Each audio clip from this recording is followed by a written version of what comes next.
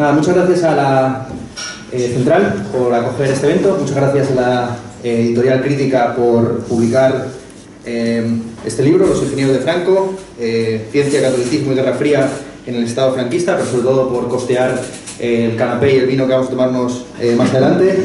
Muchas gracias evidentemente al autor, Lino Camprubí, al que todos ustedes conocerán, si no, no estarían aquí. Tiene un currículum así que tampoco voy a leer, con formación en diversas universidades, Sevilla, Cornell, California, Los Ángeles. Ha sido investigador postdoc en Barcelona y ahora en Berlín. Ya lleva muchos años trabajando sobre este tema. En la presentación que hizo ayer de este mismo libro en Oviedo, pues señaló que los primeros pasos en esta investigación se dieron sobre 2007 aproximadamente, ¿no? Y desde entonces pues ha hecho una tesis doctoral sobre el tema en 2011, un libro publicado en inglés, Engineers and the Making of Francoist Regime, en el MIT, también muy bien recibida por la prensa anglosajona, y finalmente Los Ingenieros de Franco, en una editorial clásica también de historiografía para el público amplio como es Crítica. Bien, por resumir muy rápidamente la tesis doctoral, la presentación va a tener un enfoque más bien como informal, de conversación. Yo diría que las tesis del libro se pueden resumir, que están presentadas tanto en la introducción como en el epílogo, se pueden resumir en dos. Una primera tesis, que es que hubo ciencia, hubo ciencias y hubo técnicas totalmente conectadas entre sí durante el franquismo. Esto es evidentemente una tesis polémica, pensada expresar contra alguien y está enarbolada contra, por ejemplo, un ecologista que es citado en mitad del libro, que durante el franquismo pues protestaba evidentemente contra la energía nuclear, y ya una vez convertido en catedrático de la transición y la democracia, pues llegó a afirmar, es un catedrático de Sevilla, que la ciencia franquista era una mierda pinchar un palo. Claro, pero sin darse cuenta que la propia energía nuclear pues requiere una cantidad de ciencias y de tecnologías punteras importantísimas. Borja Riquer, también citado en el libro, en el último gran intento, hace una historia completa del franquismo, 900 páginas, no dedican ni una sola de ellas a la cuestión de la ciencia o las ciencias y las técnicas en el franquismo. Esto está dentro de una colección de 11 volúmenes sobre la historia de España, en el que la parte dedicada a la ciencia y la tecnología pues está dentro del campo de la integración en Europa, ¿no? España es el problema, Europa es la solución. La segunda tesis del libro, también polémica, es que estas técnicas y estas ciencias tienen una relación con la política y también con la religión, y que esta relación no es meramente de represión, sino también incluso en ocasiones de promoción y de impulso. Un ejemplo de impulso de las ciencias y las técnicas por parte de la política pues sería el caso muy señalado, que está estudiado en el capítulo sobre los pantanos, de cómo una dictadura permite llevar a cabo planes hidráulicos a gran escala, ambiciosos y a largo plazo, algo que un régimen democrático, quizás con someterse a la cita electoral de cada 4 años, pues no puede ni siquiera ponerse de acuerdo en la educación. Un ejemplo de promoción y de incentivo religioso a la ciencia y la tecnología. Hay una foto maravillosa en el libro de Escrivá y Balaguer con los científicos que luego formaron el Opus Dei y posteriormente el CSIC, habiendo cruzado los Pirineos, entre los cuales pues, se encuentran matemáticos, arquitectos, científicos y artistas de primera línea de la época. Y esta relación entre la ciencia, las artes, las letras y la religión no es completamente accesoria o extrínseca o meramente superestructural, sino que en el propio libro El Camino, como cita el Lino Camprubí, pues hay una serie de máximas que, por así decir, interpelan a la investigación y el estudio. Eso está completamente, es conocido, está más que demostrada la relación entre capitalismo y espíritu interesante. Lo que quizás sería más interesante también desarrollar y analizar es la relación, el libro de Lino Camprubí contribuye a ello, la relación entre el catolicismo y también una cierta forma de ciencia y una cierta forma de investigación. En El Camino, la máxima 335 dice: una hora de estudio para el apóstol moderno es una hora de oración. Máxima 338, hoy con la extensión y la intensidad de la ciencia moderna es preciso que los apologistas se dividan el trabajo para defender en todos los terrenos científicamente a la Iglesia. Bien, evidentemente esta tesis se enarbola, la tesis de la relación entre ciencias y tecnologías con religiones y con formas de religión y formas de política, se enarbola contra una cierta memoria histórica articulada en primera instancia por los protagonistas de la transición y también a su vez protagonistas del franquismo, como es el caso de Laín Entralgo, quien en la transición calificó la depuración académica franquista como un atroz desmoche, pero evidentemente pues, en contradicción con su yo del pasado, porque él mismo en el año 1941 escribió un informe para el alto mando franquista en el que decía lo siguiente: el otro medio que hay que conquistar es el docente, Esto se realiza mediante, primero, una vigilancia estrecha en la concesión de becas y pensiones para los futuros docentes, segundo, una vigilancia y una participación en las oposiciones a cátedras y tercero, una atención vigilante a las residencias y colegios mayores que van a empezar a funcionar.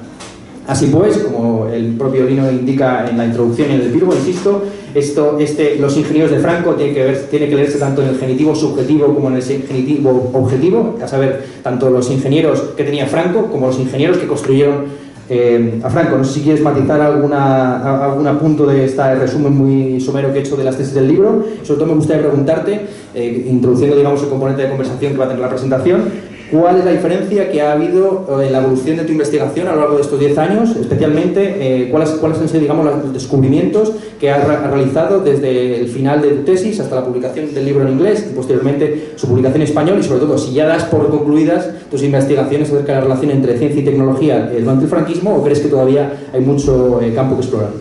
Bueno, pues muchísimas gracias, Ernesto. Yo iba a empezar intentando explicar por qué he invitado a Ernesto Castro a ser mi presentador.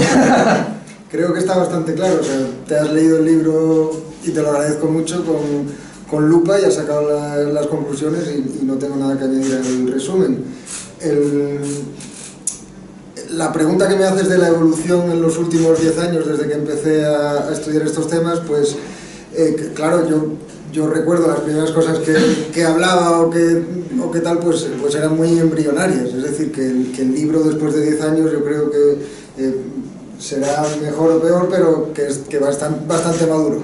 O sea que las tesis que yo defendía al principio, yo tenía la sospecha de que no podía ser cierta esa asunción que muchas veces, yo creo que es una cosa que ya los historiadores de la ciencia no creen, no dicen, que es que no hubo ciencia en el franquismo, pero muchos historiadores generales lo siguen diciendo. Me acuerdo en el 2010 o algo así, un catedrático de La Rioja, contándole yo, no, pues estoy a punto de terminar una tesis sobre ciencia y tecnología en el franquismo, me dicen, claro, qué morro, así te haces las tesis en 2 meses, como una vía.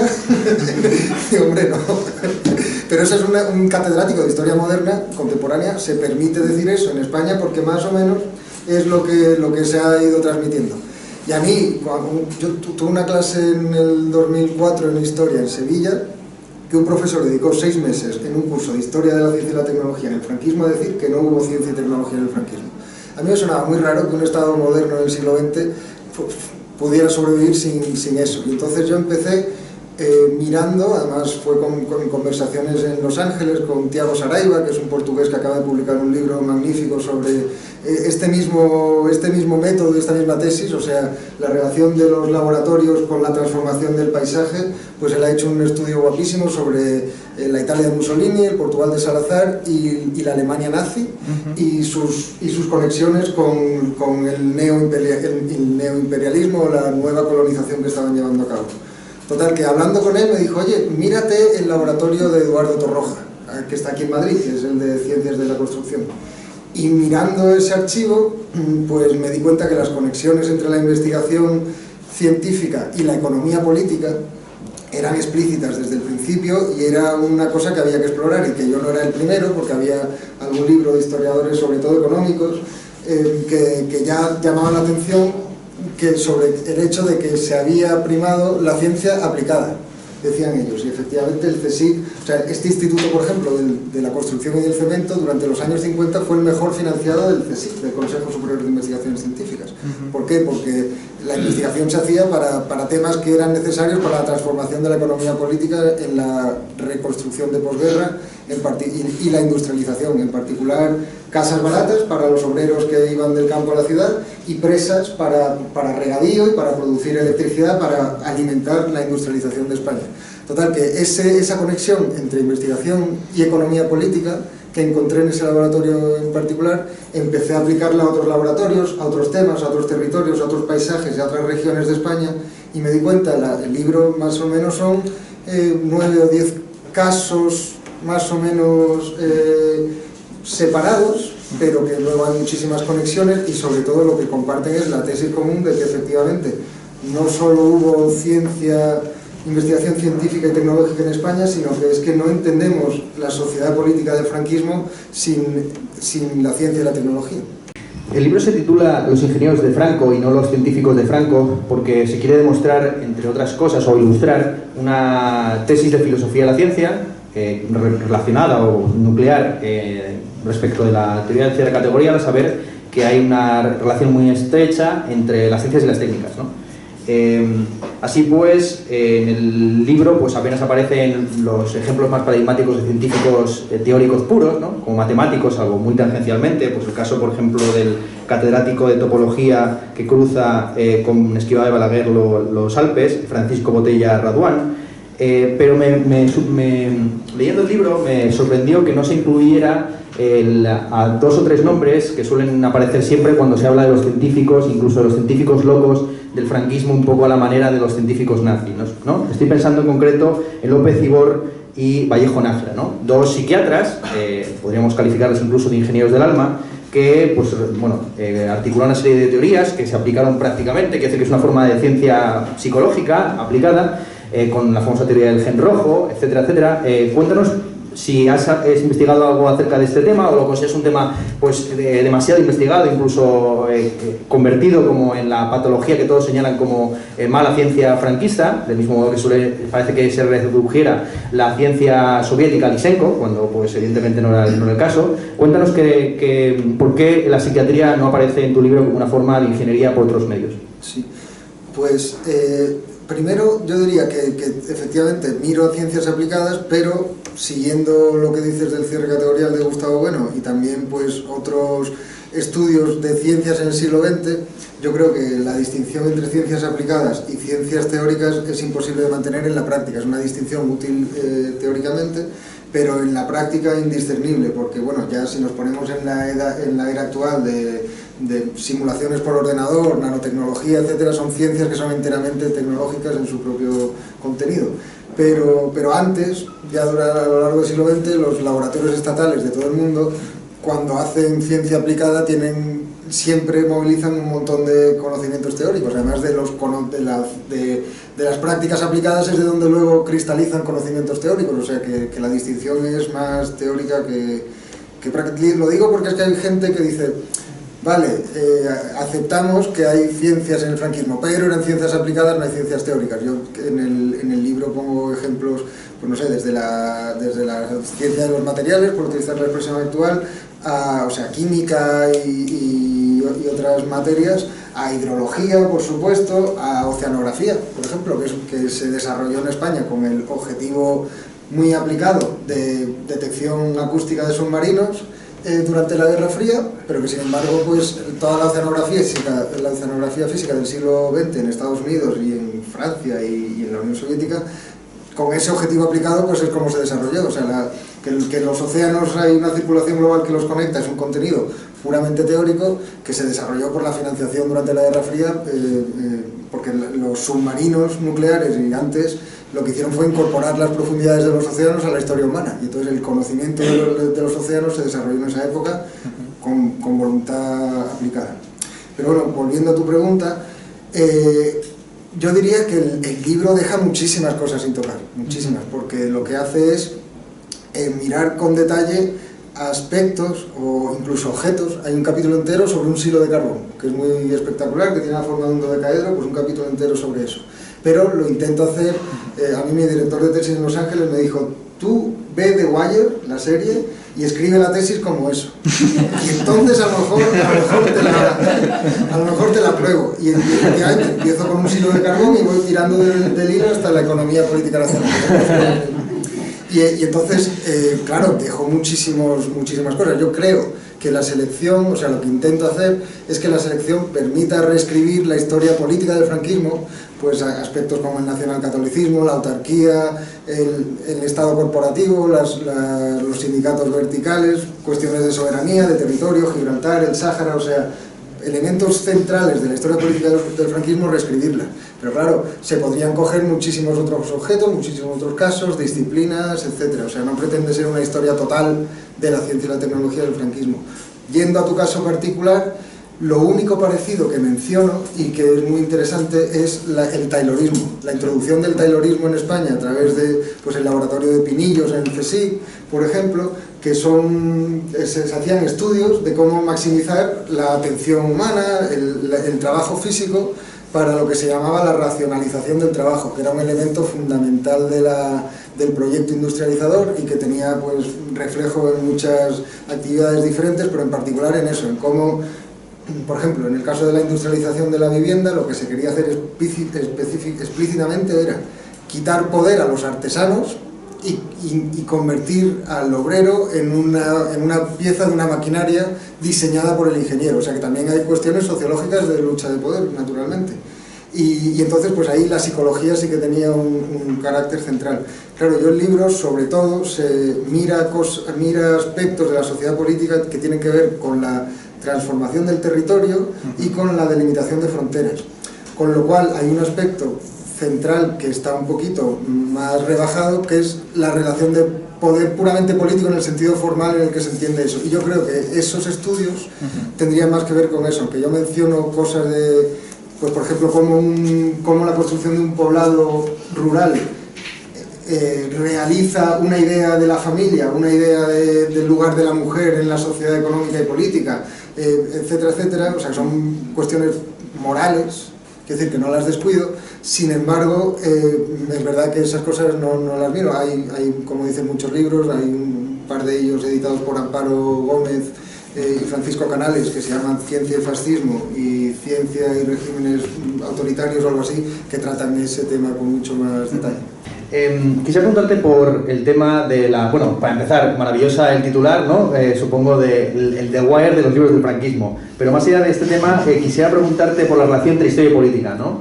¿Es acaso la historia pues una maestra de la vida? ¿Cuáles son las ventajas y perjuicios de la historia para la vida? O en términos más concretos, ¿cuál es la ideología o posición política que está por detrás de tu libro, si es que, digamos, la historia no puede desvincularse, como lo hace, por ejemplo, la física, de componentes nematológicos de este tipo?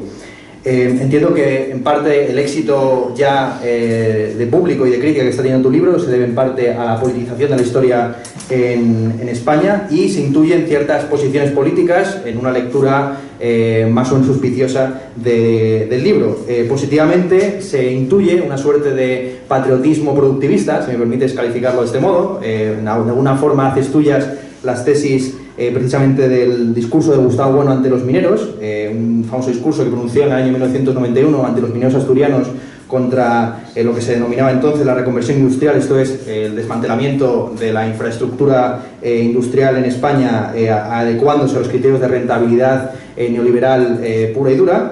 Una de las tesis que ahí sostiene Bueno es que no se puede desvincular, digamos, los criterios económicos de los políticos, y que la economía, en tanto que ciencia, cierra en todo caso en la medida en que es ciencia política, esto es que tiene en cuenta las relaciones internacionales de poder, etcétera. O sea que en última instancia lo que beneficiaba este cierre de las minerías asturianas no era al medio ambiente o a la humanidad universal, sino a la maquinaria y la productividad alemana.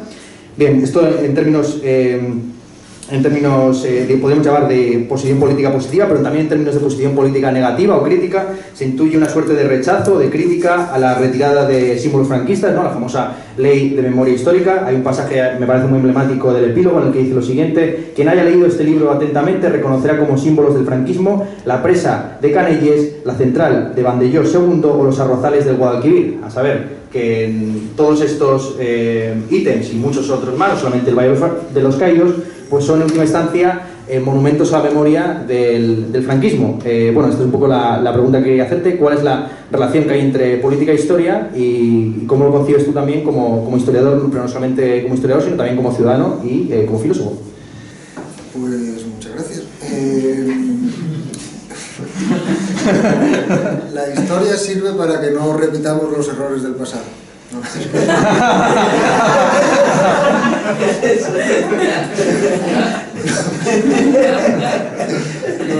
sirve para eso. La historia, la verdad, o sea, como hemos empezado el libro, pensar es pensar contra alguien. O sea, yo hago historia porque la historia ya está hecha y está mal hecha. Quiero decir que yo no hago historia porque a mí me divierta, porque la verdad es que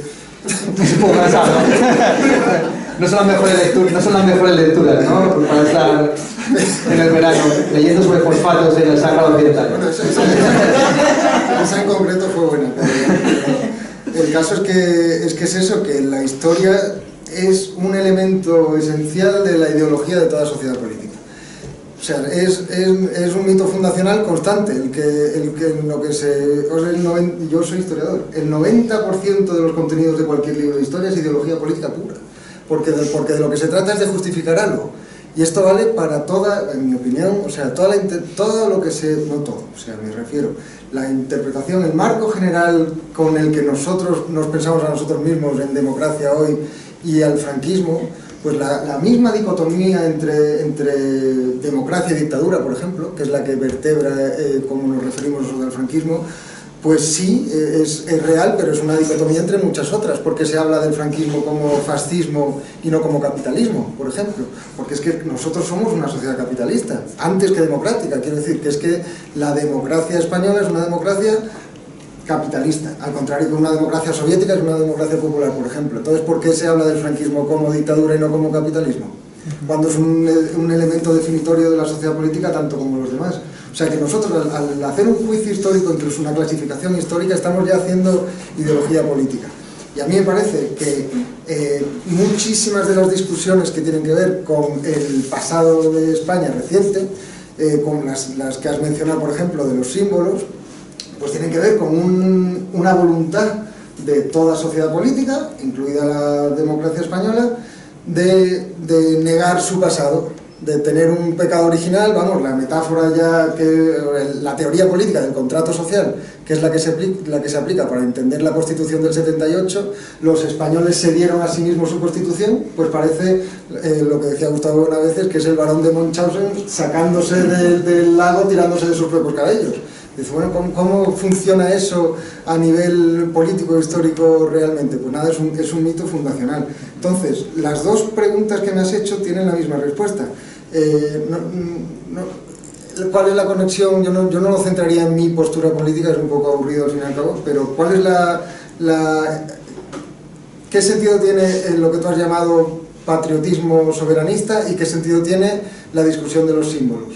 Vale, pues yo lo que diría es que las dos respuestas del libro son una crítica al formalismo político, que es un formalismo político que se aplica hoy, que significa simplemente que la sociedad política consiste en relaciones entre gobernantes y gobernados, o sea, entre personas.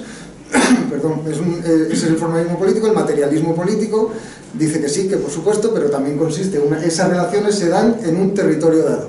Y entonces la política y la historia política consiste en las transformaciones de ese territorio y su defensa frente a otros estados. Y eso es muy necesario. Tú lo has llamado un patriotismo productivista. ¿Qué significa la idea de soberanía, por ejemplo? Que hoy en día, además, en política, pues por el partido Podemos, pero no solo, pues por el conflicto territorial dentro de España, por el secesionismo y tal, pues es una de las ideas en boga, la soberanía. Y entonces ya Podemos pues dice, no, es que la gente tiene que decidir tal y cual. Los límites de la soberanía son económicos puramente. O sea, mirad lo de Syriza en Grecia. Gana un partido que quiere hacer esto y lo otro, llega la troika y dice, no, pues si no tenéis dinero, y ya está, se acabó la soberanía. O sea, esos son los límites de la soberanía, es exactamente lo que tú puedas hacer. Con lo cual, todas las discusiones políticas que tienen que ver con España, pues tienen que pasar por ahí. ¿Tenemos independencia económica? No. ¿Tenemos independencia energética? No. ¿De qué estamos hablando entonces? Lo otro, de los símbolos, pues lo mismo. A mí me parece necesario, interesante, el debate sobre si hay que sacar el cuerpo corrupto del generalísimo del Valle de los Caídos, no. Pero me parece también que es una visión de los símbolos formalistas, o sea, es entender la política por caras, que es más o menos el debate político de hoy en España, es eso, que si Susana Díaz, que si Pedro Sánchez, que si Rajoy, que si Errejón, coñazo.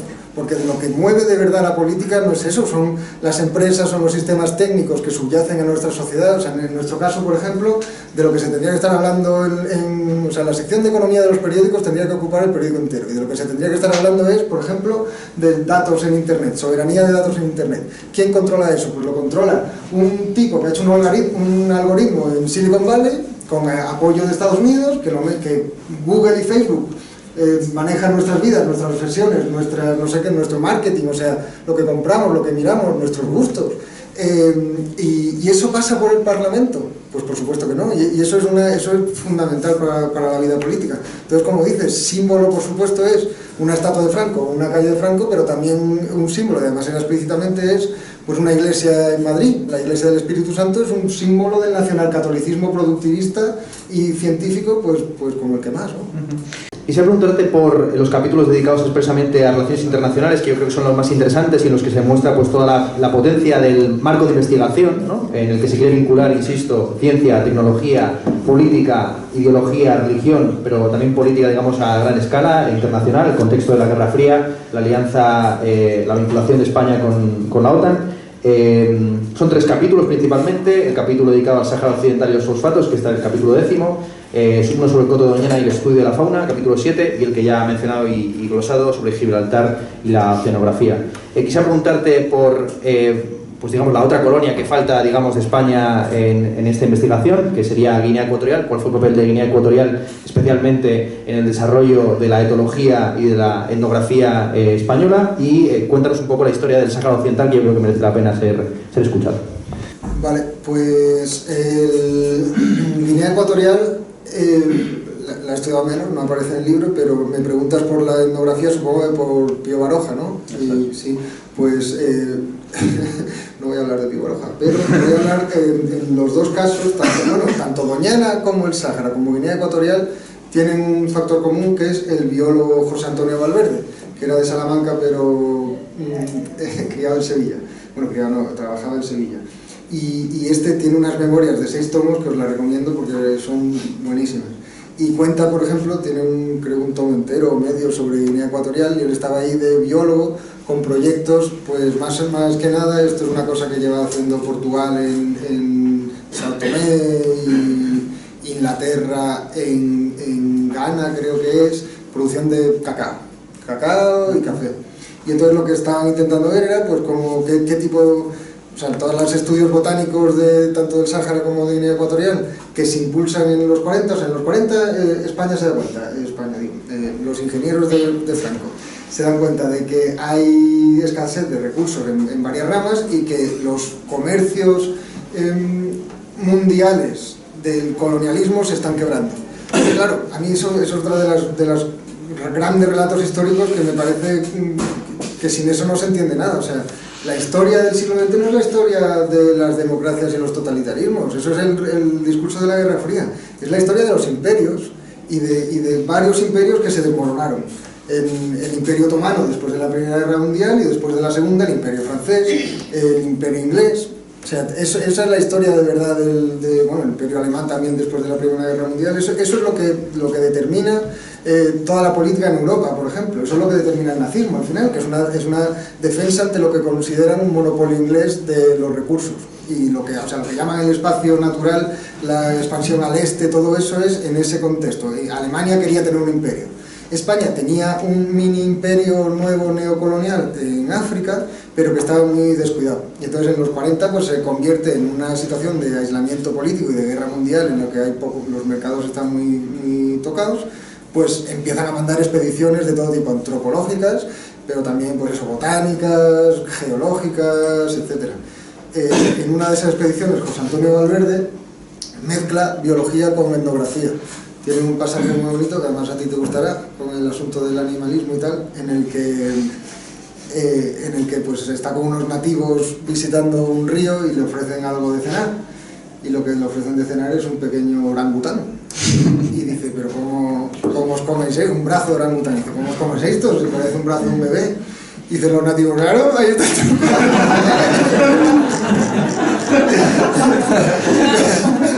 Es que bebés no nos quedan.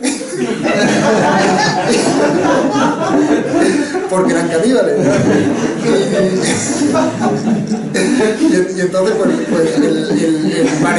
el parecido anatómico le impidió a José Antonio Valverde comerse al orangután, pero bueno, que eran efectivamente pues contactos con los nativos. Por ejemplo, todas las clasificaciones botánicas, los biólogos españoles que las clasificaban de acuerdo con el sistema de Linneo, de género y especie, sin embargo llevaban nativos para ayudarles a distinguir unas plantas de otras, porque claro, los paisajes son muy distintos. El Sáhara es un desierto, Guinea es una selva tropical, pero en los dos casos el conocimiento a pie de terreno de los nativos es fundamental para el propio trabajo ya dentro del marco de las ciencias pues establecidas en Occidente, pues es necesarísimo. Entonces, no sé si eso responde a tu pregunta. Sí. Dos preguntas más y ya abro el turno de palabras. Vamos, incluso si alguno quiere intervenir antes, pues que levante la mano y yo le doy el turno. Quise preguntarte sobre el tema de la autarquía, que es uno de los conceptos centrales, yo creo, del libro. En la presentación en Oviedo, Iván Vélez resumió o hizo una lista de los conceptos que más aparecían asociados al franquismo en tu libro, que yo creo que es muy pertinente: redención, autarquía, soberanía, autoridad. El concepto de autarquía es muy interesante porque está asociado tradicionalmente en los estudios de historia económica y en la historia en general al fascismo. Sin embargo, en el libro de Pérez del Pulgar, el concepto cristiano de autarquía que tú citas y que yo tuve el cuidado de ir a buscarlo a la Biblioteca Nacional, porque la verdad es que es un libro que tenía muy buena pinta. Sí. Es curioso porque él contrapone el concepto de autarquía al imperialismo depredador, por ejemplo en Brasil, etcétera, ¿no?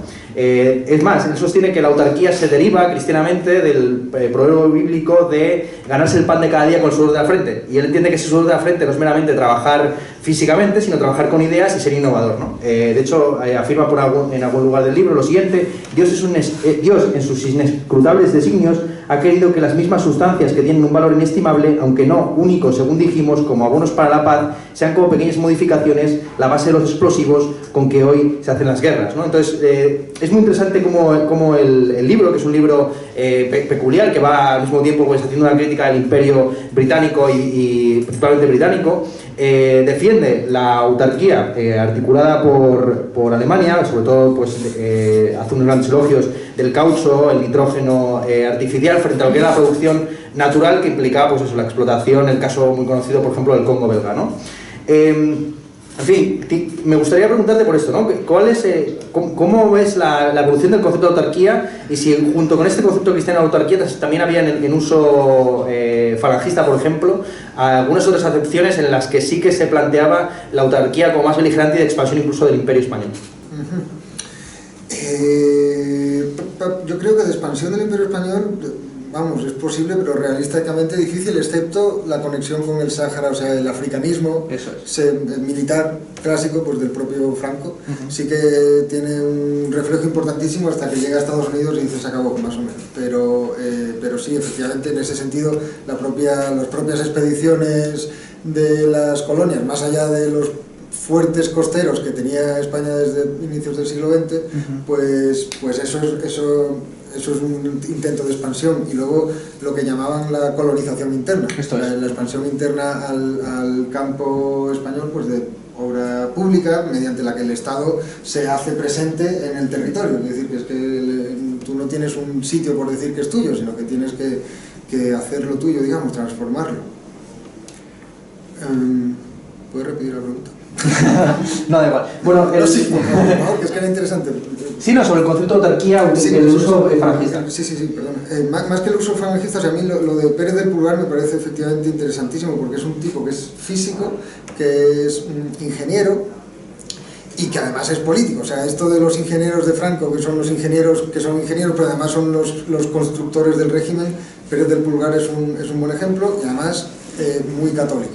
Entonces es el director del Instituto Católico de Artes e Industrias, que quiere formar a obreros, hijos de familias de obreros, en ciencias aplicadas más o menos, y en técnicos superiores, digamos. Es el que idea el sistema de penas de redención por el trabajo, o sea, lo que tanto se ha hablado del Valle de los Caídos, etcétera, etcétera, es el que idea eso. Muere en el 38 y sí, justo un poco antes del 39. Eso es, el libro se publica, el libro del concepto cristiano de la autarquía se publica en el 39. Y esas tesis, efectivamente, que no eran solo suyas, que eran tesis que él ayudó mucho a expandir, pero que también compartía más o menos otros, es yo creo la clave de lo que muchos historiadores de la economía han llamado el ingenierismo, que es que el hecho de que durante el primer franquismo quien marcaba la política económica en España no eran los economistas, y esto a los historiadores económicos pues les duele, sino que eran los ingenieros. Y el argumento era justo ese, dices que un país pequeño como España, para tener independencia política, soberanía, que es la que nos permita, pues más o menos desde el punto de vista católico, realizar la doctrina social de la Iglesia.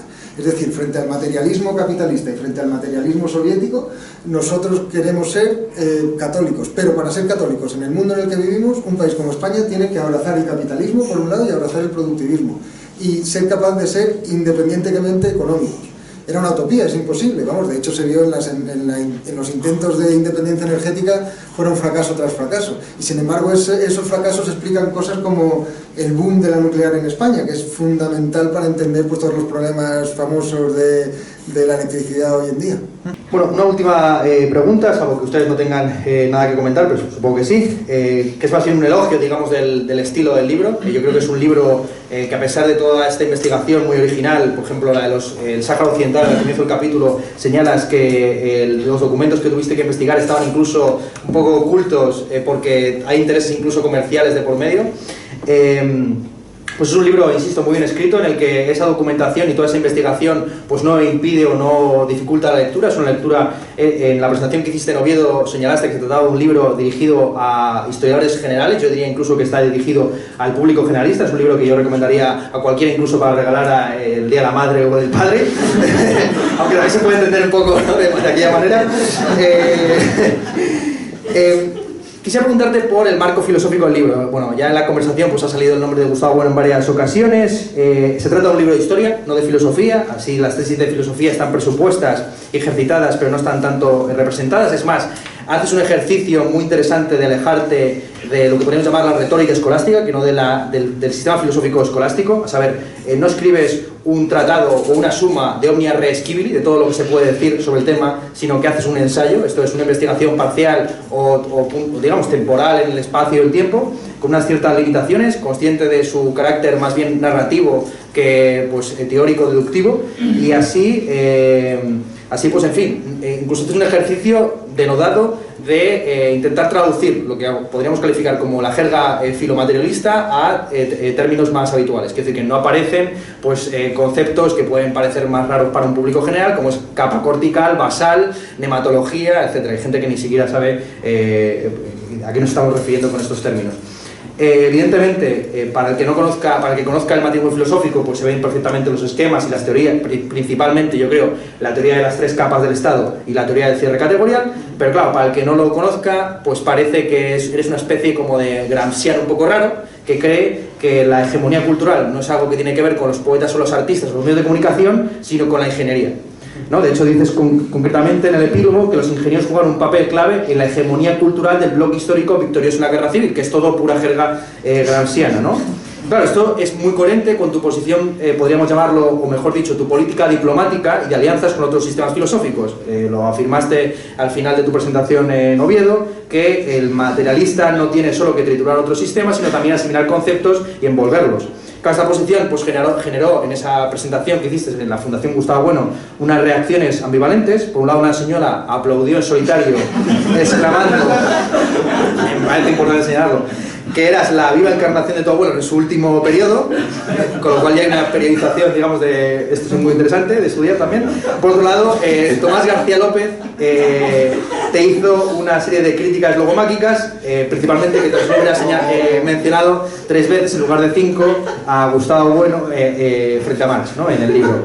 Por más allá de este beef, quisiera preguntarte sobre el tema de Gramsci, porque creo que es interesante esta asimilación o política de alianzas que tú haces con la filosofía gramsciana. ¿No crees que la filosofía gramsciana de la cultura es demasiado idealista en el sentido de que equipara el concepto de cultura al fin y al cabo a las artes, las letras y la religión?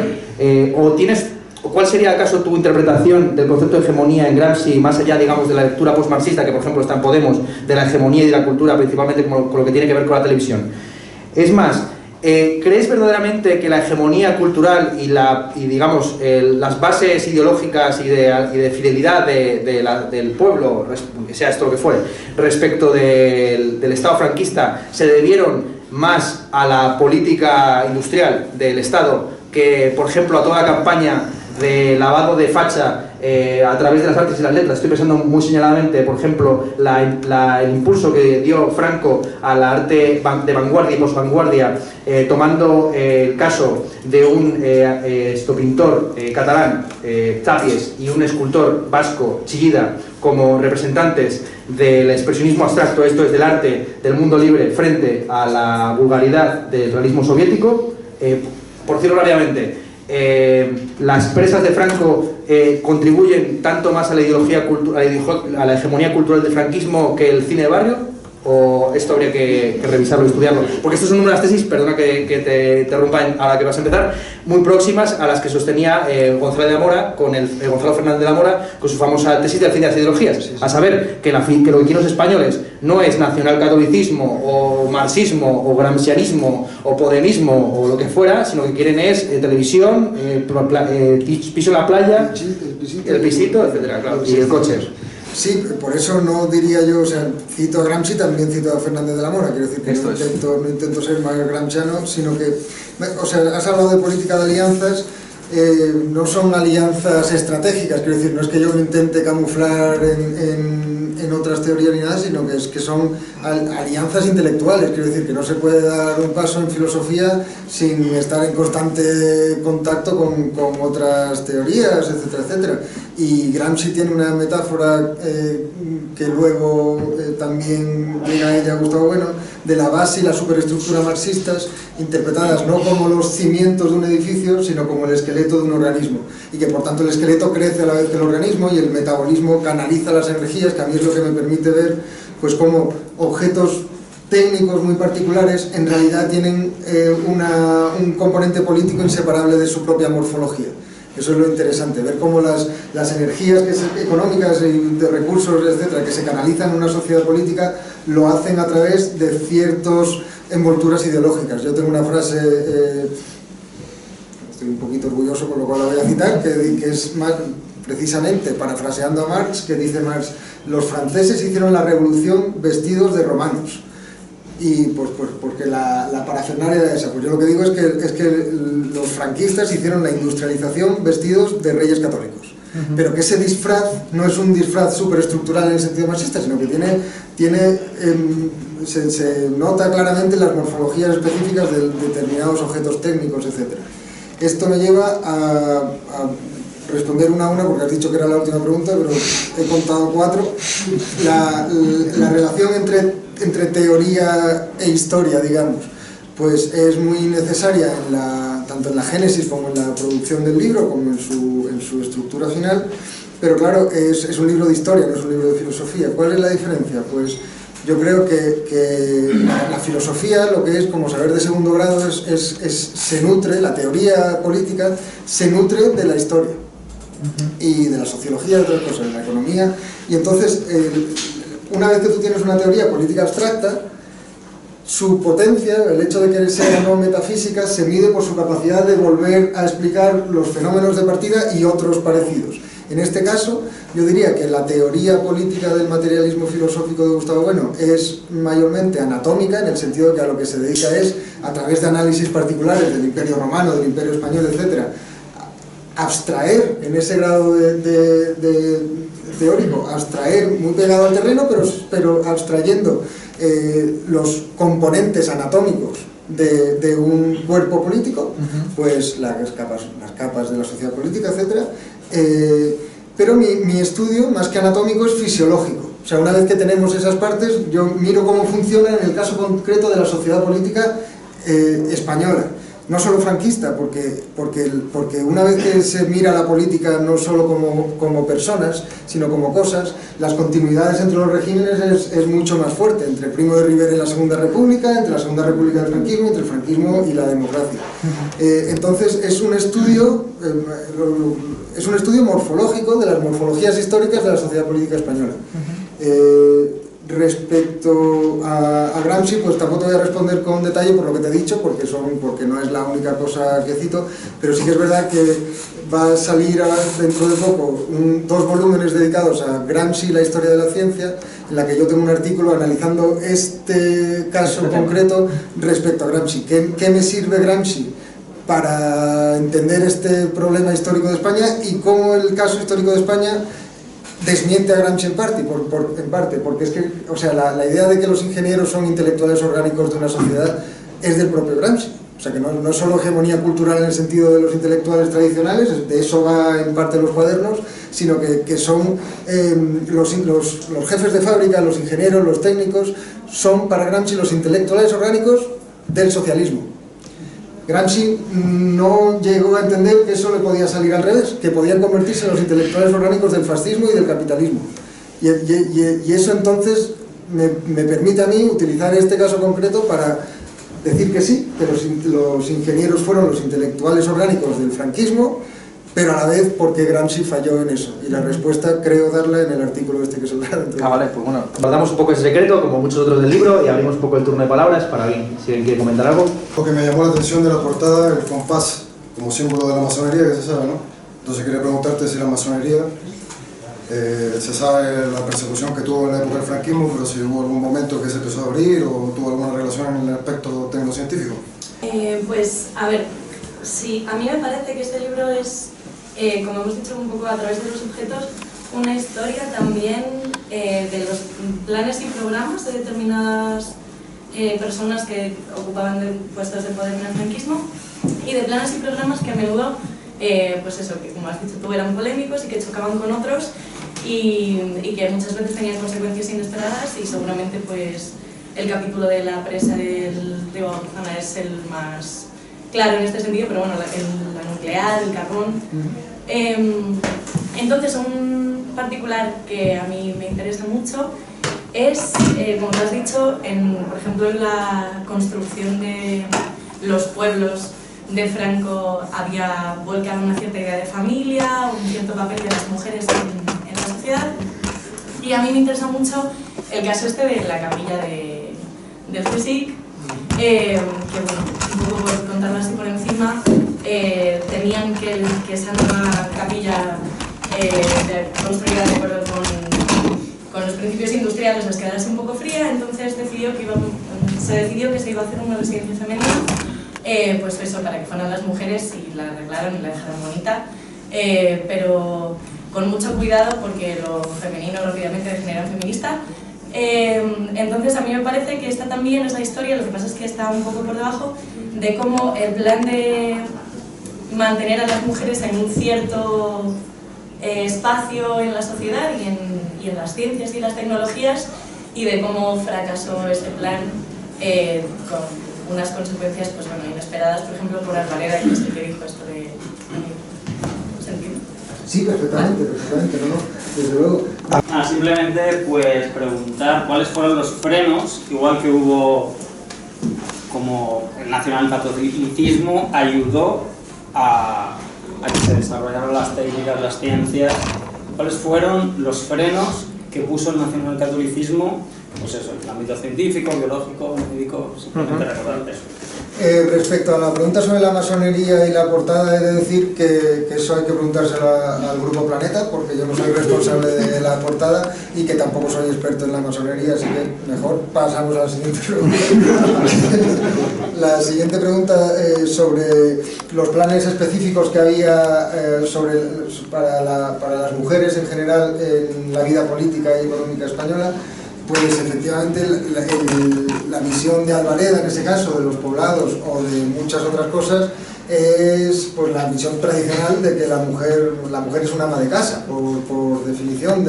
Es que además hay un caso muy raro de un concurso de 50.000 de diseños. Se hace un concurso internacional en el que se pide un diseño estandarizado y típico para 50.000 viviendas baratas para solucionar el problema a principios de los 50 del chabolismo en Madrid, por ejemplo. Y entonces, para que los arquitectos que participan, que son efectivamente de todo el mundo, esto es creo recordar que el 53, el concurso internacional de viviendas, pues para que los arquitectos que participan de todo el mundo sepan un poco qué es lo que tienen que hacer, que se adapten a las condiciones españolas, les explican pues cosas de economía política española, etcétera, y tiene un apartado de explicarle la familia española.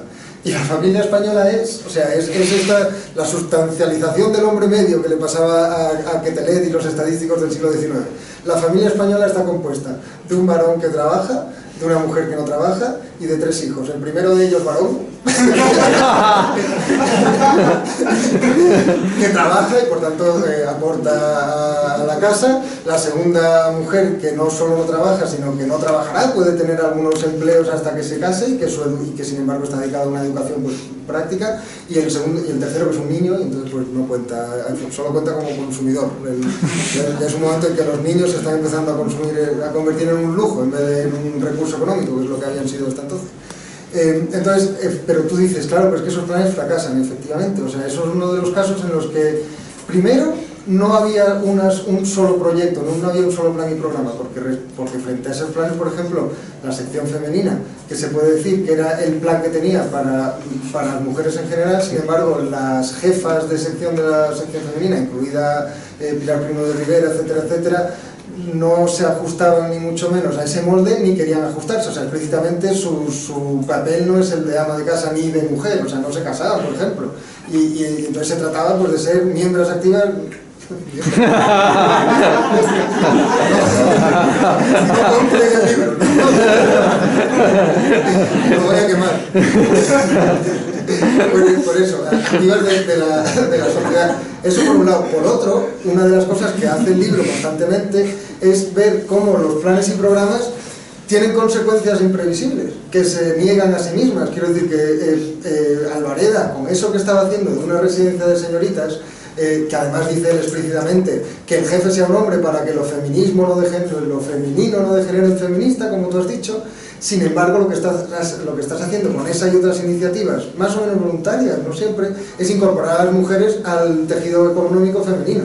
Y cuando eso pasa, o sea, inevitablemente ya la familia nuclear se va descomponiendo, porque si la mujer tiene acceso a recursos propios, pues ya está. ¿No? O sea, y eso es uno de los ejemplos en los que lo que tú haces tiene consecuencias que cambian, o sea, te llevan más allá de lo que tú habías previsto. La última pregunta sobre el nacionalcatolicismo, no solo como acicate, sino como freno, pues efectivamente, el caso más paradigmático siempre es el evolucionismo.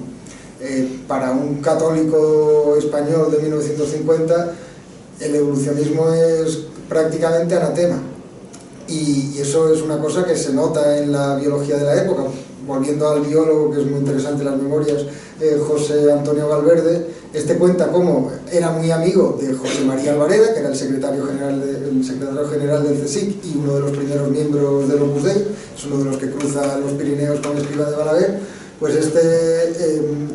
este Albareda se ordenó sacerdote y tal y cual, era científico del suelo, era químico, era farmacéutico, sabía un huevo, era el que organizó la investigación científica en el CSIC, y sin embargo no se podía hablar de evolucionismo. Y claro, dice José Antonio Valverde, era mi amigo, colaboramos en muchos proyectos, gracias a él salvamos Doñana y fue el primer proyecto, el Parque Nacional de Doñana fue el primer proyecto de WWF, el World Wide Fund, el del oso panda, pues mundial prácticamente. Y entonces Valverde dice, este era Albareda, o sea, es un tío válido, y sin embargo yo con él no podía hablar de evolucionismo. Dice, claro, en los 50, hablar de ecología, que es de lo que están hablando, sin hablar de evolucionismo es que es surrealista, es que no se puede. Y dice Valverde, que es muy interesante, dice, los historiadores del periodo, refiriéndose a Sánchez Ron, no se han dado cuenta de la fractura interna que producía esto.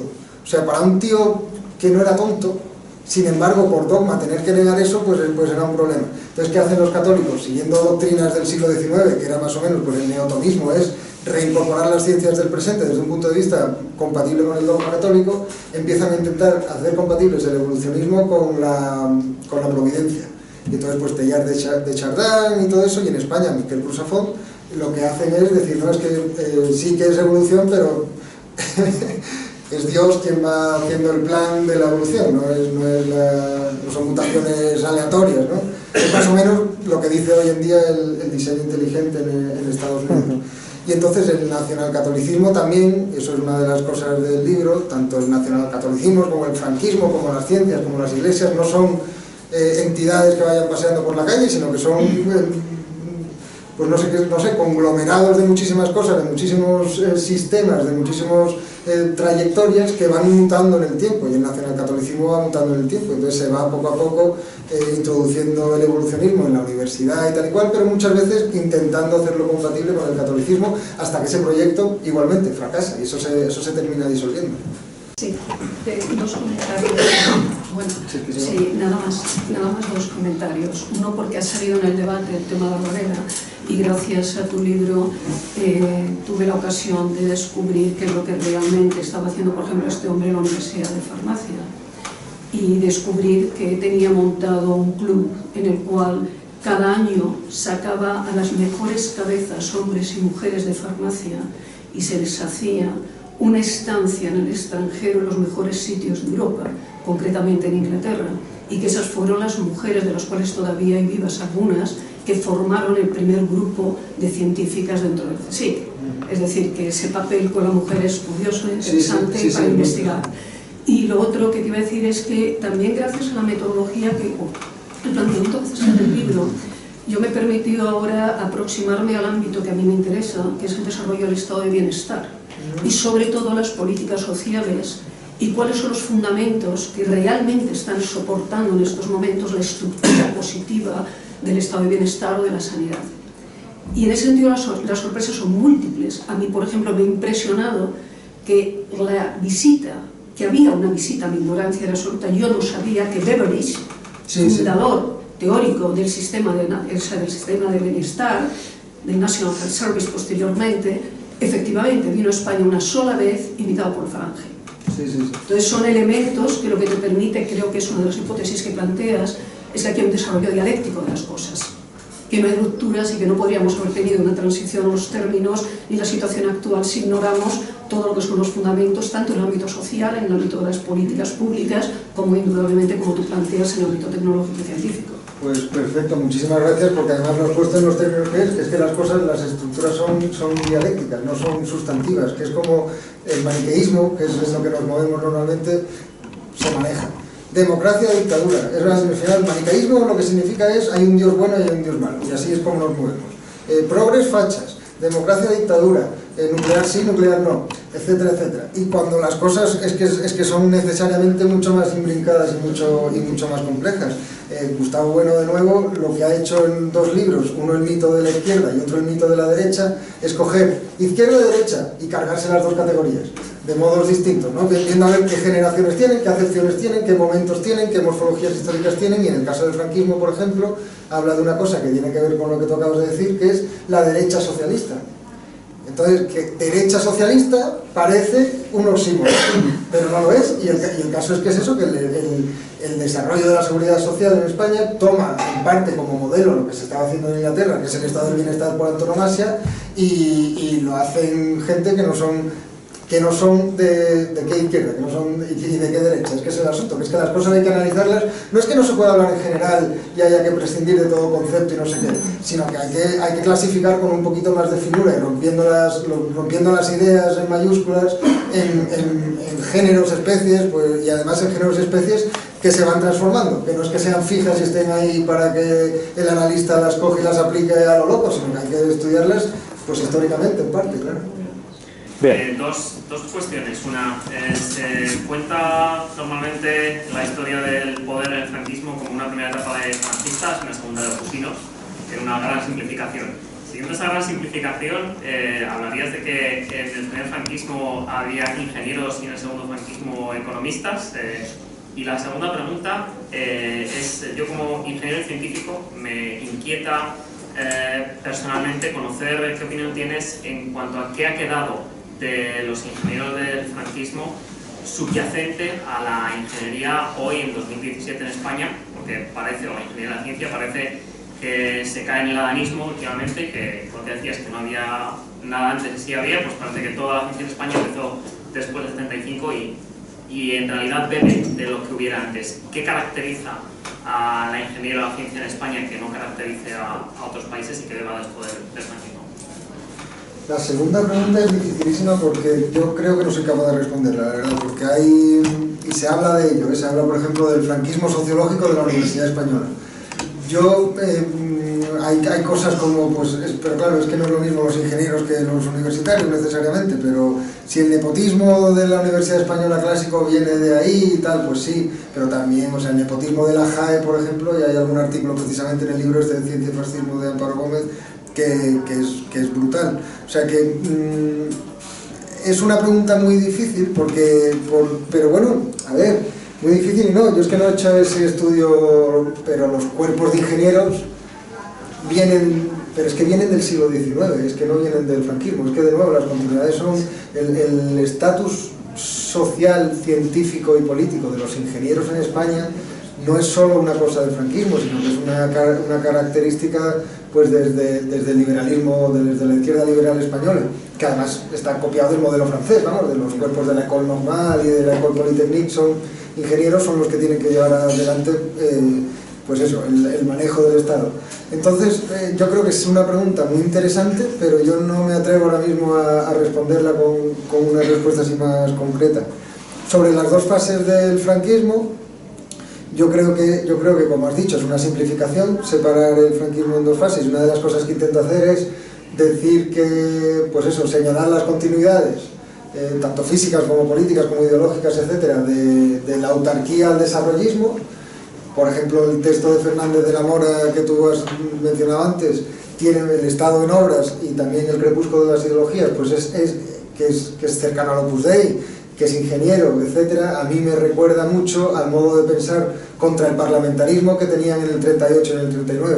O sea que a mí me parece que ahí hay cosas que no cambian. Y sin embargo, exactamente, porque lo de que el Opus Dei entró en el gobierno en el 57 y en el 59, pues sí, no, porque una de las cosas que habla en el libro es, en el gobierno de los ministros sí, pero tenía un poder en otros ámbitos ya desde antes, incluido la investigación científica. Pero efectivamente, una de las cosas que hay nuevas con respecto a los periodos es que hay carrera de economía, o sea que existen los economistas, antes que no había. Y entonces antes la economía política se estudiaba entre otros sitios, en sociología y tal, pero sobre todo en ingeniería. El libro, una de las cosas que hace es ver los currículums educativos de diferentes cuerpos de ingenieros, los ingenieros civiles y agrónomos sobre todo, y ver la base científica enorme que tenía, pero también cómo cambiaban los contenidos que estudiaban de economía política. Y una diferencia fundamental entre los economistas y la economía política, entre la economía como ciencia y la economía política, es que la economía es abstracta. Entonces, uno de los problemas del franquismo, del primer franquismo, es que la historia la han escrito economistas, los historiadores económicos, y son maravillosos, Elena San Román, Gómez Mendoza, Carles Sudrià, o sea, son cosas trabajos sin los cuales este libro no sería posible, y sin embargo se empeñan muchas veces en decir, es que como no eran economistas los que hacían la política económica española, no tenían racionalidad económica. Y dicen eso así en mayúsculas, como si hubiera un modelo económico que funcione igual de bien en todo momento para toda la sociedad. Yo creo que hoy en día, después porque esto lo escriben en los 90, momento de ideología neoliberal más expandida, hoy en día, después de la crisis y tal y cual, hablar de racionalidad económica, pues que lo hagan en la troika, ¿no? Pero como categoría de análisis a mí me suena un poco excesivo. Entonces, creo que es útil la distinción, pero lo que hay que ver es qué tipo de racionalidad tenían los ingenieros, y yo creo que una de las diferencias entre la economía con mayúsculas, además esto no lo digo yo, sino que lo dice, por ejemplo, Timothy Mitchell, que es, yo creo, una de las inspiraciones de este libro. Tiene varios libros fundamentales, uno que se llama Carbon Democracy, que ha sido traducido seguramente incluso en español, pero a un montón de cosas, que es una historia del mundo, así, en los últimos 200 años, a través del petróleo, de la civilización occidental a través del petróleo. Bueno, pues este hombre dice, es que lo que hace posible la economía como ciencia abstracta es el petróleo barato.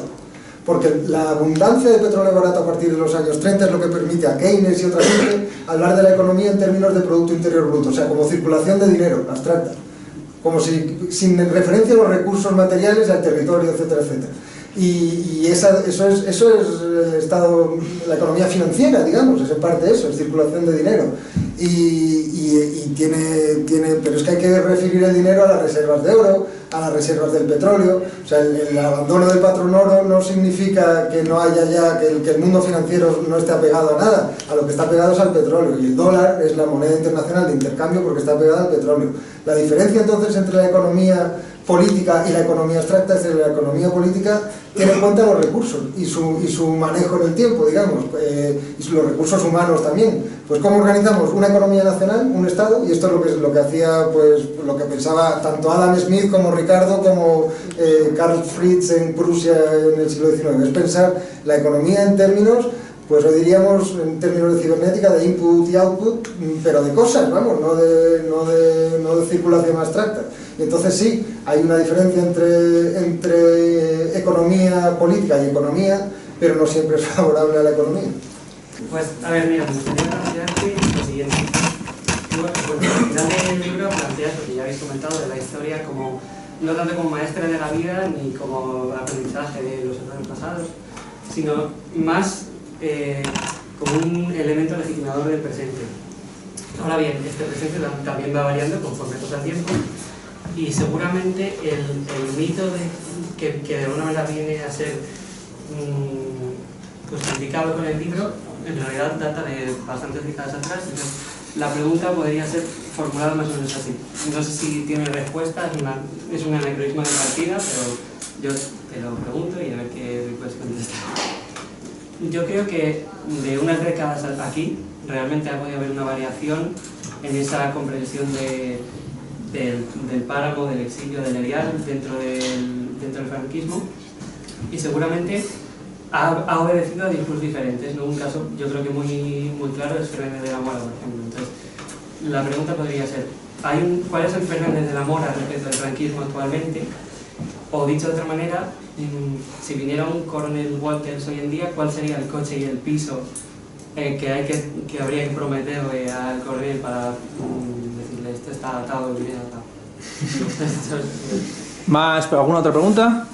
¿Sí? Venga. Como ya salió otra vez Gonzalo Fernández de la Mora, y sé que Castro también ha trabajado un poco a Fernández de la Mora, preguntaros a los dos qué opináis de los errores del cambio. ¿De los qué? De los errores del cambio, el libro que escribió en el 80 y tanto, ¿no? 85. Lo mío es una petición. Ayer en la Fundación Gustavo Bueno expresaste tu orgullo por el capítulo sobre el Sáhara, que el resto también ha referenciado antes, y era para que explicaras la razón objetiva de ese orgullo. ¿Alguna otra cosa? ¿No? Pues venga.